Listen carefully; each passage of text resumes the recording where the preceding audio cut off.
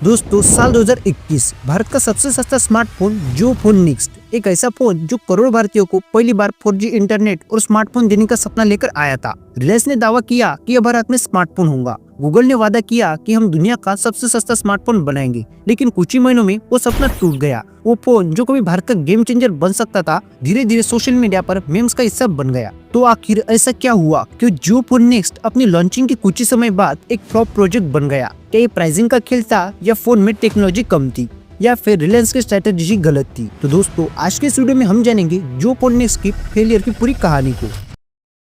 तो दोस्तों साल 2021 में मुकेश अंबानी ने अनाउंस किया कि उनका विजन इंडिया को 2G मुक्त बनाना है, जिसके लिए वो गूगल के साथ मिलकर दुनिया का सबसे सस्ता 4G स्मार्टफोन बनाने जा रहे हैं। और इस फोन का नाम रखा गया है जियो फोन नेक्स्ट। कंपनी का लक्ष्य था कि वो इंडिया के कम से कम 300 करोड़ यूजर को फास्टर नेटवर्क का एक्सपीरियंस प्रोवाइड करेंगे, जो कि बजट की वजह से आज भी 2G पर रिलाई करते हैं। अब रिलायंस के रेपुटेशन और इसके पुराने जियो फोन को मिली सक्सेस को देखते हुए गूगल ने करीब $4.5 बिलियन कंपनी में इन्वेस्ट किए और लग गए दुनिया का सबसे सस्ता 4G स्मार्टफोन बनाने में। और अब लोगों को भी लगा कि दुनिया की इतनी बड़ी कंपनियां रिलायंस और जियो इस फोन को बना रही है, तो इस फोन की चर्चा तो होंगी ही। और लोगों को अब बस इस बात का इंतजार था कि ये दोनों कंपनियां एक स्मार्टफोन को कितना सस्ता बना सकती है। और जो भी अपने स्मार्टफोन को जल्दी मार्केट में उतारना चाहता था और स्मार्टफोन के लिए जियो हार्डवेयर बना रहा था, तो वही गूगल स्मार्टफोन के लिए ऑपरेटिंग सिस्टम बना रहा था। 40 से भी ज्यादा हाईली एजुकेटेड इंजीनियर और प्रोजेक्ट मैनेजमेंट की टीम इस बात पर रिसर्च कर रही थी कि कैसे कम से कम दामों में लोगों के लिए ऑपरेटिंग सिस्टम डेवलप किया जा सके, क्योंकि इस स्मार्टफोन को खासतौर पर इंडियन कस्टमर के लिए बनाया जा रहा था। इसलिए जियो स्मार्टफोन की प्राइसिंग, डिस्ट्रीब्यूशन और मार्केटिंग स्ट्रेटेजी पर काम कर रहा था। और फिर आखिरकार वो दिन आ ही गया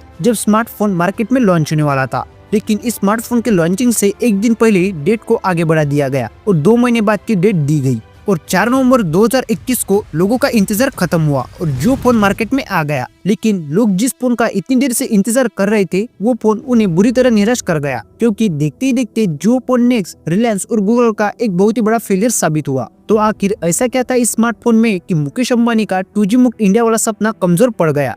क्योंकि काफी टाइम से न्यूज सुर्खियां हो रही थी कि जियो दुनिया का सबसे सस्ता स्मार्टफोन लॉन्च करने जा रहा है, और फिर लोग अंदाजा लगा रहे थे कि इसका प्राइस 3 से 4 हजार रुपए के बीच होगा। लेकिन जियो फोन लॉन्च किया गया तो इसकी कीमत निकल कर आई 6,499 रुपए। साथ ही फोन की स्पेसिफिकेशन भी काफी एवरेज थी, जो इस प्राइस के साथ लोगों को बिल्कुल ही लुभा नहीं सकी। जैसे कि जियो फोन नेक्स्ट में 2GB रैम और 32GB इंटरनल स्टोरेज दिया गया था, 13 मेगापिक्सल रियल कैमरा और 8 मेगापिक्सल फ्रंट कैमरा, 2500 mAh की बैटरी, डुअल सिम और क्वालकॉम स्नैपड्रैगन QM215 का प्रोसेसर मौजूद था। ये सुनने में आपको भले ही अट्रैक्टिव लग रहे होंगे, लेकिन अगर आप इस फोन को रियल वर्ल्ड में यूज करेंगे तो आपको पता चलेगा कि इसमें कितने सारे लैगिंग इश्यू है और किसी ऐप और वेबसाइट को ओपन करने के लिए आपको काफी सारा एक्स्ट्रा टाइम देना पड़ेगा। यही रीजन है कि जियो ने अपने पहले साल में टारगेट 2 करोड़ से ज्यादा फोन बेचने का रखा था, लेकिन साल खत्म होने तक 20 लाख फोन भी नहीं बिक सके। लेकिन वही जब जियो फोन ने अपना KOS पावर्ड फीचर यानी जियो फोन को साल 2017 में लॉन्च किया था, तो फिर इस साल के एंड तक उसके 100 करोड़ से ज्यादा कस्टमर बन गए थे। लेकिन इस तरह की पॉपुलैरिटी पाने में जियो फोन नेक्स्ट चूक गया। हालांकि जियो फोन नेक्स्ट लॉन्च होने से पहले ये अंदाजा लगाया गया था कि ये फोन नोकिया, रियलमी, रेडमी और आईटेल जैसे बजट फोन को मार्केट से साफ कर देगा, लेकिन जियो का ये फोन खुद ही मार्केट से गायब हो चुका है। तो दोस्तों ऐसी कौन सी बड़ी गलती हुई कि इन दोनों बड़ी टेक कंपनियों को इतने बड़े फेलियर का सामना करना पड़ा? तो दोस्तों जियो ने अपने इस फोन के चिपसेट के लिए क्वालकॉम के साथ डील की हुई थी, क्योंकि जियो चाहता था कि क्वालकॉम उसके लिए एक अफोर्डेबल चिपसेट बनाए, ताकि वो अपने जियो फोन नेक्स्ट में इसका इस्तेमाल करके दुनिया का सबसे सस्ता स्मार्टफोन बना सके। लेकिन जियो अपने इस प्लान में फेल हो गया, क्योंकि साल 2021 के दौरान पूरी दुनिया में सेमीकंडक्टर की बहुत ही ज्यादा शॉर्टेज हो गई थी, जिसकी वजह से चिपसेट के प्राइस काफी ज्यादा बढ़ गए थे, जिस वजह से मुकेश अंबानी जी को उनके बजट में चिपसेट नहीं मिल सके, जिससे जियो फोन नेक्स्ट का बजट बढ़ गया और मजबूरन फोन को मार्केट में ज्यादा प्राइस के साथ उतारा गया। और इस फोन के लैगिंग इशू और महंगे प्राइस भी कस्टमर को निराश कर गए। और वही गूगल और जियो साथ में तो आ गए थे, लेकिन डिफरेंट वर्क कल्चर होने की वजह से डिसीजन मेकिंग में प्रॉब्लम आने लगी।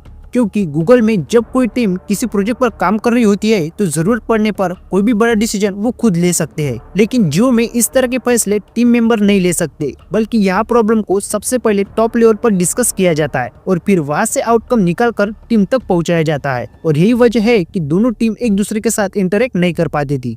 और कोविड पैंडेमिक की वजह से भी इन्हें अपनी मीटिंग गूगल मीट के जरिए करनी पड़ती थी। इसी वजह से कम्युनिकेशन में गैप आ गया और कई सारी चीजें ठीक तरह से डिस्कस ही नहीं हो पाई। और दोस्तों जियो चाहता था कि गूगल 1 GB वाला फोन बनाए, ताकि प्रोडक्शन कॉस्ट को जितना कम हो सके कम करके मार्केट को एक सस्ता स्मार्टफोन ऑफर किया जा सके। लेकिन जब प्रोडक्ट लॉन्च हुआ तो उसकी 2 GB रैम प्रोवाइड की गई थी, जिसकी वजह से फोन की प्राइस भी बढ़ गई थी। शुरुआत में गूगल और जियो का प्लान था कि इंडिया के अलावा इस फोन को दूसरे देश के मार्केट में भी लॉन्च किया जाए, लेकिन इंडिया में मिले फेलियर के बाद उन्होंने अपने इस प्लान को कैंसिल कर दिया। और अब बात करते हैं उस स्ट्रेटजी की जिसे शायद इस फोन का बिगेस्ट मिस्टेक भी कहा जा सकता है, जो कि है EMI मॉडल। जियो ने EMI मॉडल को अट्रैक्टिव ऑप्शन बनाने की कोशिश की, लेकिन EMI स्ट्रक्चर इतना कॉम्प्लेक्स था कि कस्टमर डर गए, क्योंकि EMI फोन की वास्तविक कीमत 6,499 रुपए से बढ़कर कई लोगों के लिए 9 से 10,000 रुपए हो गई। और वहीं भारत के लो इनकम समूह में EMI को एक रिस्क की तरह देखा जाता है। इसके ऊपर रिचार्ज डिपेंडेंसी भी थी कुछ EMI प्लान्स में, जो हर महीने जियो का रिचार्ज करना कंपलसरी था।